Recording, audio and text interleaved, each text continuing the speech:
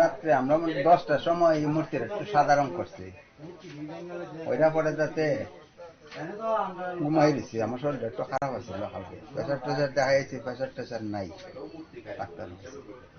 তারপরে একবার 12টার সময়, 12:22 এই সময় হচ্ছে টিপটা দেখতে টিকু কুড়িয়ে আছে মূর্তিতে, আমি সবসময় দেখি। এরপরে ঘুম লাগছে আর শুনতে পারি।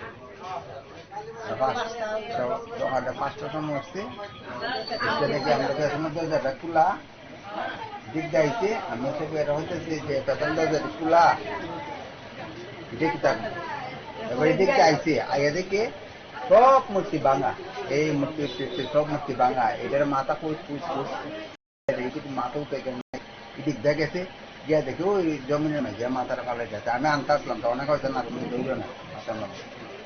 এবার আমি মাথা মাথা ধরছি না, ধরে ধরে আইছে। এরপরে বুম করতে এগিয়ে দেখছি, এটার উপরে আমি বিজনেস করে খাই সারা জীবনে, এইটাই আমার কিছু পাই না। বড় বই করে এমনটার সাথে আমার দরবার করে কোনো কিচ্ছু না, এর সাথে আমার শত্রু থাকবে না।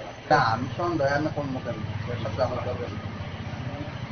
আমি চাই যে আমার একটু সাহায্য করুক, আমার তো এটার উপরে। আপনার নাম? দেখুন, এখানে দুটি বিষয়ের উপর জিনিসটা হয়েছে। একটা হলো যে হিন্দুদের উপর যে আমাদের যে পূজা পার্বণ ভাবাবেগের উপর একটা আঘাত এনেছে, এবং পাশাপাশি আমাদের প্রত্যেকেরই একটা ব্যক্তিগত ব্যবসায়ী থাকি। তো ওইখানে উনিও যে উনার পেশাগতভাবে উনি একজন শিল্পী, মৃৎশিল্পী, এবং আমাদের দেখা মতে যে সদর উত্তরে এত নিপুণ কারিগর আমাদের এখানে আর দেখানি। উনি সারা বছর যাবৎ 2 থেকে 3টা বা 4টা, সর্বোচ্চ 4টা মূর্তি তৈরি করেন।